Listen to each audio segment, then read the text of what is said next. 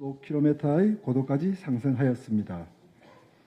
엔진 연소 종료 후에는 관성 비행을 통해 발사 후 319초경 최대 고도인 209km에 도달하였고, 이후 포물선형 비행 궤적을 따라 나로 우주센터에서 429km 떨어진 제주도 남동쪽 공해상에 안전하게 낙하한 것으로 분석되었습니다.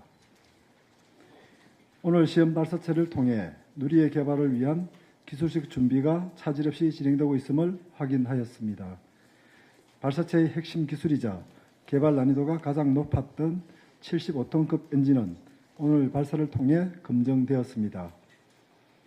오늘 검증된 75톤급 엔진 4기를 클러스팅하여 300톤급 1단 엔진을 만들고 75톤급 2단, 7톤급 3단을 개발, 총조립하는 과정을 안정적으로 거치면 2021년에는 우리 기술로 만든 우주발사체를 갖게 될 것입니다. 지금까지 오랜 시간 수많은 땀을 흘리며 노력한 항공우주연구원 연구진과 발사체 제작에 참여한 여러 산업체 개발진 여러분께 깊은 축하와 감사의 박수를 드립니다. 우리의 발사체로 우리 위성을 발사하는 우주 독립이 되는 누리호 최종 성공의 그날까지 최선을 다해 주시길 당부드립니다. 오늘 우리나라의 우주개발 역량은 한 단계 성장하였습니다. 정부는 우주에 대한 과학기술의 도전을 넘어 국민의 삶과 안전을 높이며 경제 성장에도 도움을 주는 우주개발이 되도록 끊임없이 노력하고 지원하도록 하겠습니다. 감사합니다. 예, 그러면 이어서 기자님들의 응답 시간을 가지도록 하겠습니다. 질의가 하신 분은 말씀해 주십시오. 네, KBS 이현경 기자입니다. 이제 앞으로 누리호 발사를 위해서는 4기를 묶어가지고 준비를 하게 되는 2021년에 발사를 준비하게 되는데요. 그때까지 기술적으로 예상되는 난관이나 뭐 그런 것들이 있는지 궁금합니다. 네. 안녕하십니까. 저는 한국형 발사체 개발사업본부의 고정환입니다.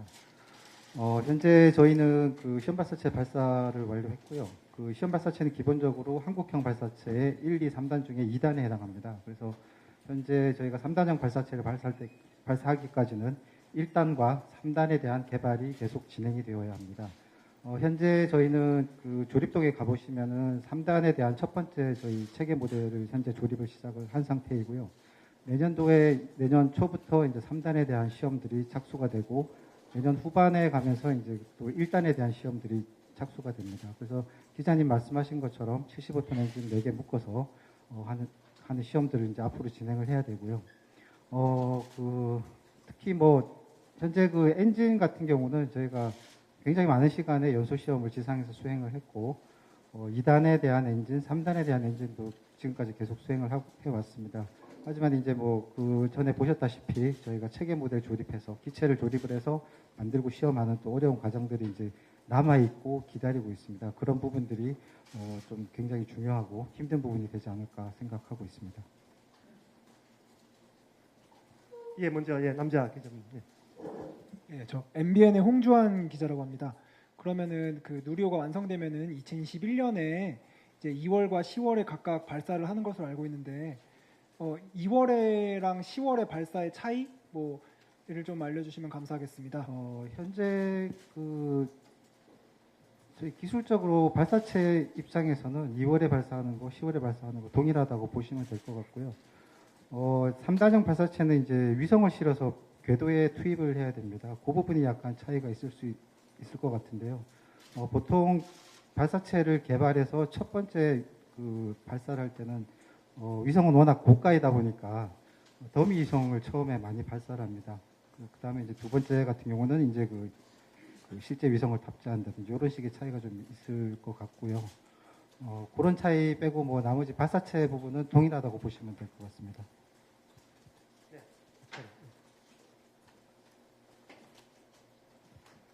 네, 안녕하세요. 채널A 김예지 기자인데요. 아까 클러스터링 대해서 좀 얘기해 주셨는데 이제 추력 편차나 소음 진동 문제가 좀 있을 것 같은데 어떤 부분이 좀 어려울 수 있는지 좀 구체적으로 설명 부탁드립니다. 굉장히 잘 지적해 주신 것 같은데요. 그 75톤 엔진 4개를 묶어서 그 연소를 시키다 보니까 조그만한 그 추력 편차가 생기면은 그것이 기체 전체를 모션을 이렇게 방해하는 요소로 작용할 수 있습니다. 그래서 그런 부분에 대해서 저희가 그 어느 정도는 저희가 비행을 하면서 자세절을 하면서 이제 그 잡아낼 수 있지만은 이제 어느 정도 이상이 되면은 위험할 수가 있고요. 그런 부분은 저희가 지상에서 연소 시험을 하고 특히 그 기체에 조립되는 엔진들은 저희가 수락 시험이라고 해서 기체 조립하기 전에 연소 시험을 진행을 합니다.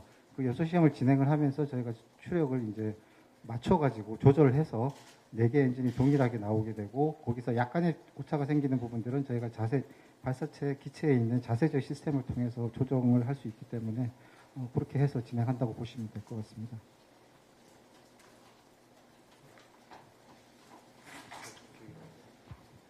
네. 여수 MBC 최우식입니다. 오늘 그 시험 발사 결과를 좀 구체적으로 좀 알고 싶은데요. 그 자료에 보면 그 체크 포인트 같은데 음속 돌파한 뭐 시간이라든가 그다음에 엔진 연소 종료를 말씀해 주셨고 전체 비행 시간 그리고 그 예상했던 추력이 다 발휘됐는지 하고 그다음에 이게 위성을 탑재하지 않더라도 그 탄도 비행에서 이제 그 날아가는 비행 궤적이 있을 텐데 예상했던 궤적에서 많이 벗어나지 않았는지 좀 말씀해 주십시오. 예, 저희가 그 원래 그 성능은 140초 이상 연소를 목표로 했고요. 현재 연소 시간은 151초 정도 연소해서 그 저희가 원래 생각했던 범위 내에 지금 연소를 그 수행을 했습니다. 그리고 최대 도달 고도 같은 경우는 저희가 201km 정도 예측을 했는데 209.1km 정도 지금 최대 고도 도달을 했고요. 뭐 이 정도면은 저희가 생각하는 그 뭐 공학적으로는 3시그마 범위라는 게 있습니다. 그 범위 내에 충분히 들어왔다고 지금 보여지고요. 특히 낙하 지역도 429.5km 정도에 떨어졌고 저희가 400km 정도 예측을 했었고요. 저희가 생각하는 범위 내에 낙하를 한 것으로 보여서 그 오늘 비행 시험은 잘 수행되었다고 판단을 합니다. 그 다음에 추력이나 이런 부분들은 그 즉각적으로 우리가 알 수 있는 값이 아닙니다. 그 부분들은 저희가 비행 때 계측한 데이터를 가지고 계산을 해내야 되고 여러 가지 파라미터들을 한꺼번에 고려를 해서 계산이 돼야 되기 때문에 시간이 좀 걸리는 부분입니다. 하지만 지금 현재로서는 연소 시간, 그 다음에 최대 도달 고도, 낙하 거리 등을 종합적으로 판단을 했을 때는 저희가 원했던 성능 범위 내에서 안전하게 그 연소를 수행한 것 같고 비행 시험은 전반적으로 저희가 성공적으로 수행된 것으로 판단됩니다. 네, YTN 사이언스 이성규 기자입니다. 이 한국형 발사체 발사는 일단에 클러스터링 4개가 들어가고 시험 발사체는 그냥 일단 그 1개가 들어가잖아요. 그래서 사실은 이 발사가 한국형 발사체 성공을 담보하지 않고 서로 별개 발사이기 때문에 그 이전에 여러 가지 논란도 많았었잖아요. 오늘 발사 성공의 의미를 좀 다시 한번 짚어주셨으면 좋겠습니다. 저희가 이제 엔진만 놓고 볼 때는 보통 이제 지상에서 연소 시험을 충분한 시간을 함으로써 이제 엔진에 대한 시험은 다 그 진행할 수 있다. 그러니까 엔진의 성능에 대한 검증을 확인할 수 있다고 보여집니다. 때문에 시험 발사가 필요하냐 안 하냐 하는 이런 논란들이 많이 있었던 것 같고요. 하지만 보셨다시피 그 엔진은 지상에서 동작하는 게 아니라 비행을 하면서 비행 중인 기체에서 연료와 산화제를 공급을 받아서 이제 연소를 하면서 비행을 하게 되고요. 로켓 엔진은 잘 아시다시피 굉장히 까다롭습니다. 조금만 뭐가 맞지 않아도 폭발로 이어지기 때문에 비행 중에 우리가 이제 그 가속도가 있고 또 탱크 내부의 압력이 변하고 하는 이런 부분들 여러 가지 변동 요인들이 있는데 그런 변동 요인 하에서 엔진이 정상적으로 성능을 발휘했다. 이런 걸 확인하는데 이제 굉장히 큰 의미가 있다고 보실 수가 있고요. 그 다음에 저희가 이제 시험 발사체이고 이것은 그 한국형 발사체 2단으로 이제 보시면 되겠지만은 실제로 이것을 발사하기 위해서는 3단형 발사와 거의 동일한 과정을 저희가 거쳐야 됩니다. 지상에서 조립하고 준비하고 실제 발사 운영하는 이 모든 것들은 한국형 발사체하고 거의 동일하게 진행이 되고요. 이런 것을 진행을 저희가 해봄으로써 한국형 발사체에서 어떤 부분이 보완이 돼야 되고 어떤 부분이 이제 우리가 만족스럽다라는 걸 판단할 수 있는 또 하나의 이제 어떤 중요한 기회였다. 이렇게 말씀드릴 수 있을 것 같습니다.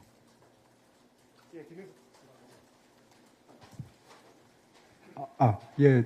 유수빔의 저 김영섭입니다. 이제 뭐 클러스터링 얘기 계속 나왔는데 그 조금만 제가 그 부분 관련해서 사실 이제 뭐 이 시험 발사체 그 발사 의미를 놓고 볼 때 굉장히 뭐 좀 전에 말씀하신 것을 다 들었는데요. 이게 이제 1단부가 제일 중요하다는 거 말이 계속 되는데요. 이게 이제 사실 지난번에 전문가 얘기 들어보니까 클러스터링이 일반적인 어떤 개발 방식은 맞다라고는 얘기하셨습니다. 그런데 해외 사례로 볼 때 이렇게 했을 때 독자적인 어떤 그 엔진을 개발했을 때 클러스팅으로 뭐 그것도 뭐 2개냐 4개냐 다르겠지만 성공적인 그 확률 가능성이 좀 해외 사례를 볼 때는 어떻게 지금 나오고 있는지 그게 좀 궁금합니다. 지금 대표적인 경우가 보시면은 스페이스X의 펠콘 9이라고 보실 수가 있고요. 그 스페이스X 같은 경우 이제 멀린 엔진 개발해서 펠콘 9 같은 경우 9개를 클러스터링해서 이제 사용을 하고 있고요. 약간 낮은 추력의 엔진을 조금 쉽게 개발을 해서 여러 개를 묶는 방식하고, 그 다음에 그 굉장히 고추력의 대형 엔진을 굉장히 어렵게 개발을 해서 한 개만 쓰는 방식이 있을 수 있을 것 같은데, 장단점이 있겠지만은 요즘 그 추세가 보면은 그 약간 낮은 추력의 엔진을 여러 개 클러스터링해서 제작비도 그러니까 여러 개 한꺼번에 제작을 하면서 제작비도 줄이고 신뢰성도 높이고 하는 그런 추세가 많이 있습니다. 그래서 뭐 저희도 그 지금 저희가 보기에는 75톤 4개를 클러스터링하고 2단에 또 70 사용을 함으로써 저희도 그 같은 엔진을 그 거의 동일한 엔진을 5개를 한 발사체에 사용함으로써 또 그 궁극적으로 또 비용적으로 이제 저희가 얻을 수 있는 효과도 있지 않나 이렇게 보고 있습니다. 네, KBS 신방실입니다. 이전에 나로우 발사 때는 일단을 러시아에서 들여와서 이게 성공을 하고도 절반의 성공이다 이런 어떤 쓴소리를 많이 들었는데, 이번에 75톤 엔진이 일단 성공적으로 연소가 되고 했는데, 그동안 뭐 5년간 개발하시면서 가장 힘들었던 점이나 그런 것들을 각각 저희 나로우 때부터 많이 뵙던 박정주 실장님이랑 다 본부장님이랑 각각 가장 힘들었던 고비라든지, 그리고 오늘 이후에 또 한국형 발사체 개발에 뭐 거의 곧바로 투입이 되실 텐데 이후의 계획이나 이런 것들 좀 말씀해 주시면 감사하겠습니다. 예, 저는 한국형 발사체 개발 사업 1단계 때 세계 1실장을 하면서 추진기한 설비를 만들고 7톤 엔진 개발하는 일의 부서장을 맡았었거든요. 그때 처음으로 이제 추진기한 설비 같은 거, 대형 설비를 우리나라에서 경험이 없는 상태에서 이것을 만드느라고 연구원들이 굉장히 많이 고생을 하는 것을 옆에서 같이 이제 지켜보고 같이 일하였던 그런 기억이 어려웠던 것 같고요. 그때 처음 개발하면서 하여튼 1단계 목표가 7톤 엔진의 연소 시험까지 가는 거였는데 무척 도달하기 어려웠었어요. 그래가지고 굉장히 1단계 말기에 몰려가지고 굉장히 힘들었던 게 기억이 나고요. 지금은 제가 올 2월부터 나로우드 센터장을 맡고 있는데, 나로우드 센터는 발사할 때 발사체를 이제 레이더로 추적하고 그다음에 측정 자료를 수신하는 장비, 또 발사체에 문제가 있을 경우에 발사체를 폭파 지령을 보내는 장비, 이런 것들을 이제 레인징 시스템이라고 하거든요. 그런 레인징 시스템을 나로우드 센터가 운영을 하고, 또 제주도에도 추적소가 있어서 제주도에도 같이 운영을 하고 있고요. 그 다음에 또 발사를 하기 위해서 이제 여기 전기나 용수 이런 걸 안정적으로 공급해야 하기 때문에 자체 발전기를 가지고 발사를 돌리고 그렇게 하는데, 이 대부분의 분들이 이제 로켓은 무지하게 어려운데 그런 지상에 있는 장비들은 당연히 돼야 되는 거고, 그거는 지상에 있는 건데 문제가 있을 수가 없다 이렇게 생각을 하기 때문에, 근데 실제로 해보면 그게 그렇지가 않아요. 그 장비들이 수시로 이게 고장이 나고, 근데 고장이 나면 그런 것들은 잘 많이 쓰이는 게 아니니까는 전 세계에서 만드는 회사가 몇 개 안 되고 국산이 없거든요. 그러면 거기 제조회사에다가 또 해야 되는데 그게 시간적으로 부족하고 이런 굉장히 어려운 점이 많더라고요. 그래서 연구원들이 또 여기 다른 데는 무지하게 마음고생을 많이 하더라고요. 그래서 그런 것들을 같이 겪으면서 오늘도 굉장히 마음 많이 졸였습니다. 그래서 되게 어려운 것 기억이 납니다. 네, 저는 아무래도 이제 한국형 발사체는 국내 기술로 설계하고 제작하고 시험하고 모든 걸 다 하고 있습니다. 그러다 보니까 이제 저희가 개발을 해나가는 과정에서 어떤 어려움에 이렇게 봉착을 했을 때 굉장히 힘든 경우를 몇 번을 겪었고요. 그러다가 이제 잘 아시겠지만 저희가 2016년도 말에 이제 시험 발사체를 한 차례 연기를 하기도 했었고요. 이게 문제가 저희 손으로 이제 설계를 하고 제작을 하고 뭐 이렇게 하다 보니까는 문제가 생겼을 때도 저희가 다 해결을 해야 됩니다. 어디 외국에 물어볼 때도 없고 처음부터 외국에서 어떤 물건을 사서 발사체 관련된 부분들은 저희가 기술을 마음대로 이전을 받지도 못하고 하기 때문에 모든 걸 저희 손으로 다 해야 된다는 것이 굉장히 어려운 부분이었고요. 저는 개인적으로는 제가 한 가지 좀 말씀드리고 싶은 거는 오늘이 11월 28일인데 2002년 11월 28일에 저희가 KSR-3를 발사했었습니다. 그래서 16년 만에 저희가 KSR-3에서 나로 시험 발사, 누리호 시험 발사체로 지금 이렇게 같은 날 이렇게 발사를 했고요.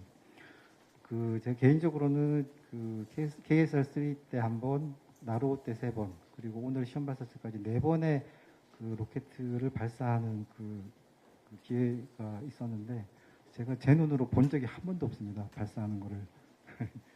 모두 다 이제 화면으로만 봤던 그런 아쉬움이 좀 있어서 다음에는 기회가 되면은 제 눈으로 직접 발사되는 장면을 꼭 보고 싶은 그런 소망이 있습니다. 예, 이인정 기자님, 예. 그럼 원장님 말씀 듣고. 저는 그 개발 사업에 직접 참여한 적은 없고요. 제가 부원장으로 재직할 때 2번 실패하고 1번 성공했기 때문에 내부 사고조사위원회 위원으로서 계속 왜 실패를 했는지에 대한 여러 가지 분석을 해본 경험은 많이 있습니다. 근데 이제 저기 금방 말씀도 나왔습니다만 이번에도 보면은 이제 액체산소 산화제 통 만드는데 굉장히 이제 난관이 많이 있었고 여러 가지 이제 기술적으로 문제가 많은데 사실은 어떤 차원에서 어떤 개발을 할 때 저희가 다 하는 건 아니지 않습니까? 저희가 설계하고 만드는 건 다 기업이 합니다. 그러니까 그 기업의 어떤 기술 수준이 그걸 만들 수 있는 수준이 안 되면 결국은 이제 그게 우리의 어떤 기술 한계가 되겠죠. 그래서 그러한 것들도 사실 굉장히 중요한 포인트인데 물론 저희가 이제 총괄 책임을 맡고 있으니까 저희가 대표로 이제 여러 가지 문제점도 해결해야 되고 여러 가지 해야 될 일이 많이 있습니다만 전반적으로 우리나라의 어떤 기술 수준이 옛날에 비해서는 많이 높아져서 그래도 이번에 잘 시험 발사 되지 않았나 이렇게 생각하고 있습니다. 이인정 기자님, 예. 네, 안녕하세요. KBS 이은정입니다. 오늘 발사 성공하신 것 진심으로 축하드립니다. 임트로 원장님과 고정환 본부장님께 여쭤보고 싶은데요. 오늘 저 뒤에 있는 백판이 우주 자립 엔진의 첫 걸음을 떼다잖아요. 그래서 오늘 발사 성공으로 우리의 자립도가 어느 정도 된다고 평가를 하시는지 두 분이 말씀해 주시면 감사하겠습니다.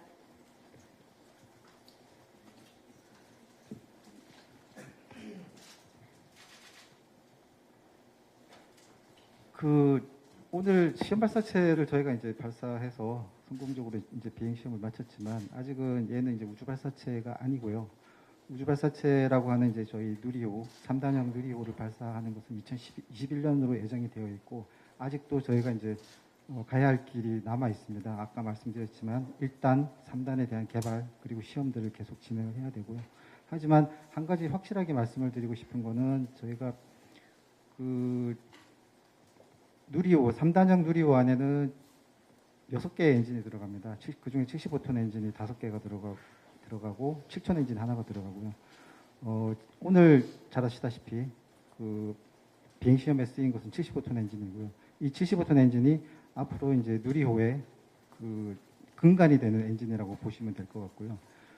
잘 아시다시피 우주 발사체에 있어서 로켓 엔진은 가장 중요한 부분입니다. 로켓 엔진과 거기 엔진의 추진제를 공급하는 그런 추진 공급계, 추진 시스템이라고 저희가 이제 부르는데 그 부분이 가장 중요한 부분인데 오늘 시험 발사체 비행 시험을 통해서 저희가 설계해서 계획했던 그런 추진 시스템이 제대로 동작을 했다는 걸 오늘 확인을 했다고 말씀을 드릴 수 있을 것 같고요.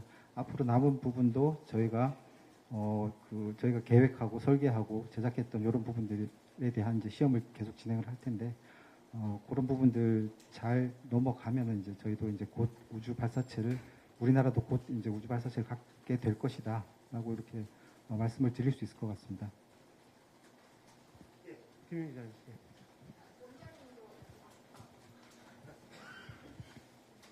근데 저는 그 아까도 질문하셨지만 그 의미가 우리나라에서 처음으로 개발한 액체 엔진으로서 그 75톤 추력을 갖는 시험 발사를 성공했다는 거가 사실 상당히 의미가 있다고 봅니다. 앞으로 이러한 그 기본형을 이용해서 뭐 일단 4개 클러스터링 하는 거 어려운 점이 물론 있겠죠. 그렇지만 그 많은 기술적인 문제를 해결해 왔기 때문에 그렇게 큰 어려움은 없을 거라고 이렇게 예상을 하고 있고요. 그다음에 그 1단, 2단, 3단, 2단에 75톤, 뭐 3단 7톤형 총 조립해서 저희들이 시험을 이제 쭉 해보고 그런 것들이 이제 하나하나 쌓아 나가면 2021년도에 이제 2번 발사할 때 무리 없이 성공할 수 있을 거라고 이렇게 확신합니다. 그래서 뭐 몇 프로라고 말씀은 못 드리겠지만 이번 시험 발사로 굉장히 큰 그 누리호 개발의 큰 어떤 행보는 우리가 이루어냈다 이렇게 말씀드릴 수가 있겠습니다. 감사합니다. 저 매일경제의 김윤진입니다. 다른 게 아니라 그 목표 연소 시간 140초 돌파했을 때 그 발사 지휘센터 안에 약간 분위기가 어땠는지 많이들 긴장하셨을 텐데 좀 한숨 돌리신 건지 궁금합니다. 아니요.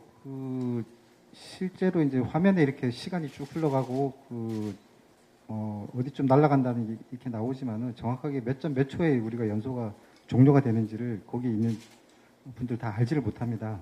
저희가 데이터를 비행 중에 이제 그 감시라고 할까 모니터링하는 그 분이 3분이 계시는데 그분들만 실제로 비행 중에 데이터를 보고 계시고요. 그분들 빼고는 나머지는 몰랐습니다. 그래서 뭐 최고 고도 도달할 때 정도 돼서야 저희가 이제 이게 제대로 비행 시험이 되는구나라고 이제 판단을 했고요. 그리고 잘 아시겠지만은 이게 끝날 때까지 끝나는 게 아니고 또 떨어질 때도 이제 끝까지 봐야 되기 때문에 끝까지 통제실 내부 분위기는 굉장히 차분하고 조용했었습니다. 조선미수 김민수 기자입니다. 고생하셨고요. 장관님이 오신 걸로 알고 있는데 발사 끝난 뒤 장관님이 뭐라고 격려 말씀해 주셨는지 궁금합니다. 저도 장관님 오셨다 하셨는데 저도 잘 기억이 안 나요 지금. 이제 발사할 때 장관님 옆자리에 있었습니다. 근데 상당히 감동하셔가지고 울컥 가시는데 저도 비슷한 감정이었습니다만 굉장히 크게 감동하신 것처럼 제가 느꼈고요 옆에서 그거에 대해서 또 발사에 직접 참여한 연구원들하고 이제 그쪽에 오늘 발사 통제 위원들께도 가서 이제 격려 말씀을 해주실 때도 그러한 감동이었다는 말씀을 여러 번 하셨습니다.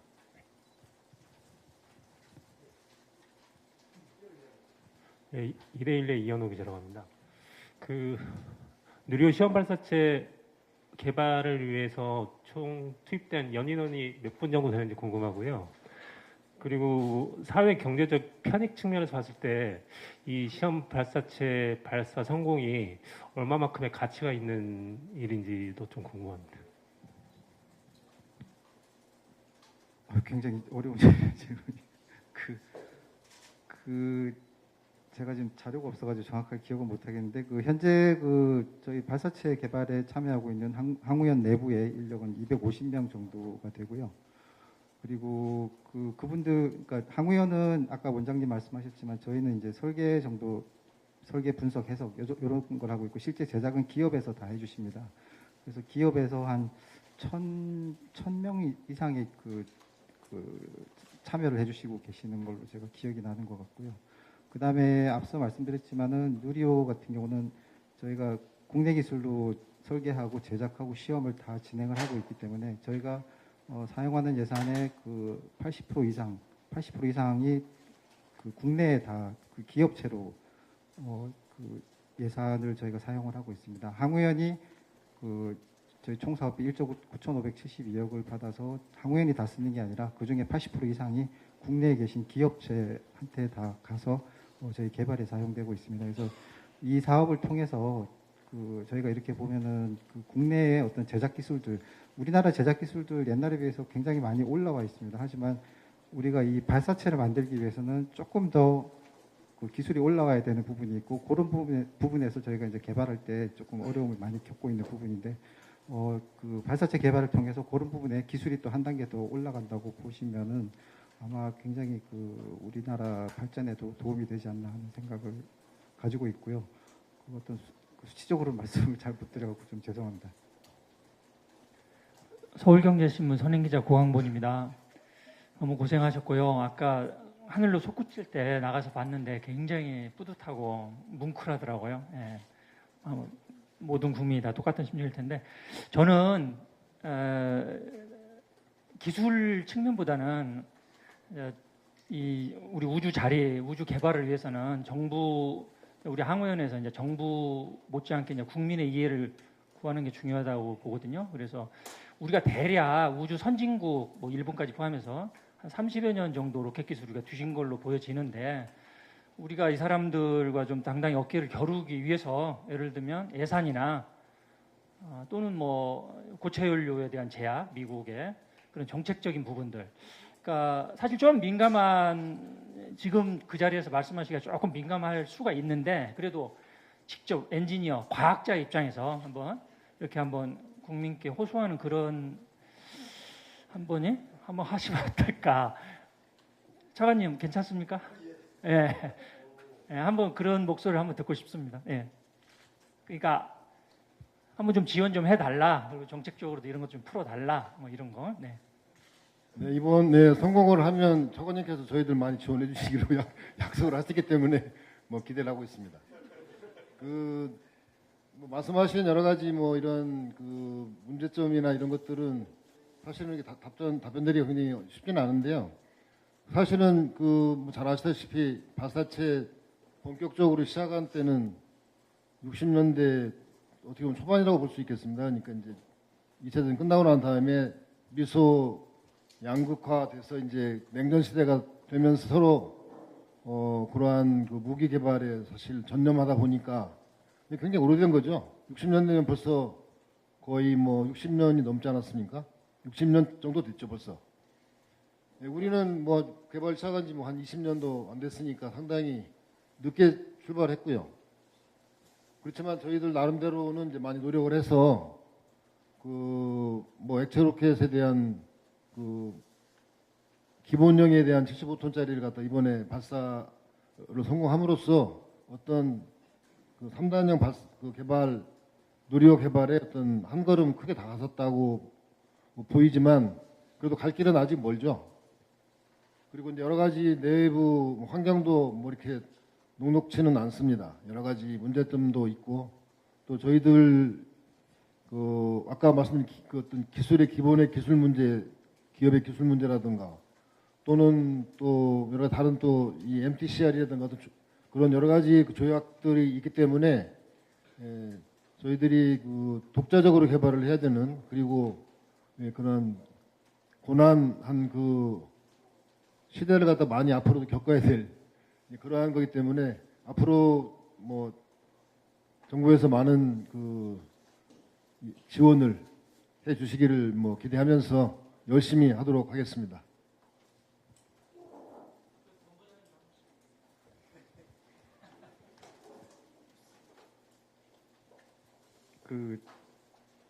저희 사업도 그렇지만 우주 개발 쪽은 막대한 예산이 투입이 되어야 될 부분이고요. 때문에 국민의 동의와 지지 없이는 불가능하다고 늘 생각을 하고 있습니다.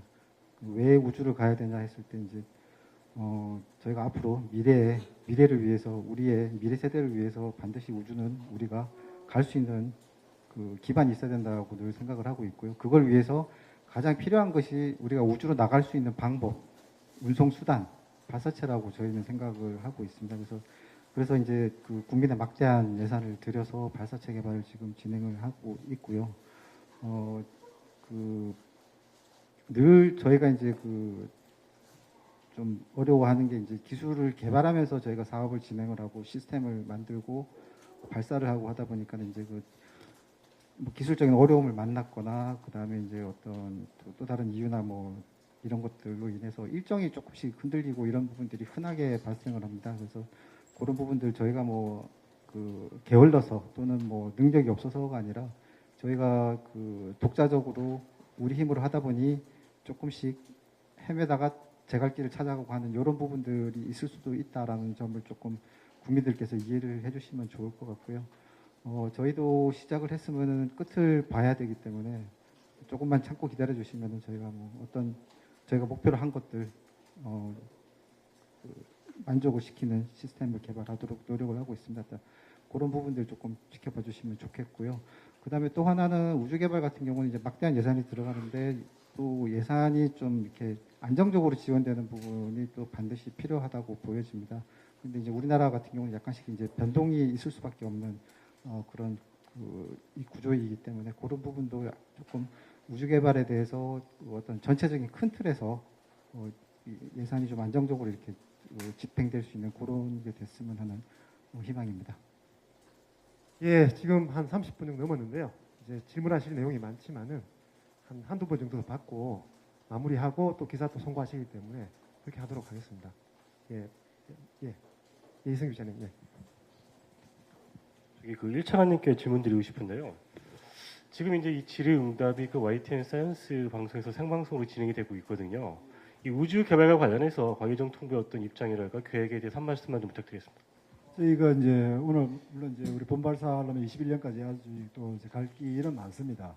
많은데 일단 저희가 보기에 일단 21년도에 그 누리호가 성공적으로 하는 게 일단 1차적인 목표이고 그다음 이제 그것이 되면 그것을 기반으로 해서 이제 저희가 그 발사체 시장 그러니까 이제 국내 시장도 당연히 이제 저희가 이제 우리 발사체를 쏘아야 되고 해외 시장도 이제 저희가 한 2030년부터는 이제 지금은 다 외국에서 우리 발사체를 쏘고 있지 않습니까? 그거를 이제 좀 이제 우리도 그런 어떤 발사체 시장에 좀 이제 적극적으로 좀 뛰어들어야 되고요. 두 번째는 이제 아까 우주의 가치 뭐 이런 여러 가지 말씀 주셨는데 우주라는 게 뭐 전략적인 측면이라든지 어떤 기술적인 측면, 경제적인 측면 또 심지어는 어떤 국민의 어떤 자긍심까지 엄청나게 많은 어떤 다양한 그 스펙트럼을 가지고 있습니다. 그래서 전략적인 측면에서도 뭐 우리 뭐 발사체 기술을 갖는다는 그 자체가 우리나라가 어떤 뭐 다른 쪽으로도 상당히 어떤 이제 그런 측면을 갖고 또 기술적으로도 이게 우주는 자동차보다 훨씬 더 많은 또 기술이 들어가야 되지 않습니까?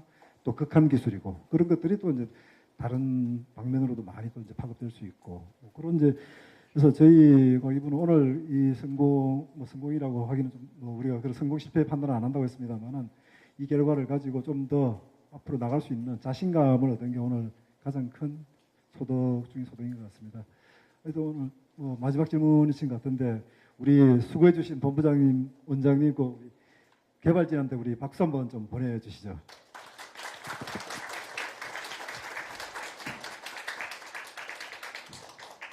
예, 뭐 이것으로 좀 정리를 하고 싶은데요.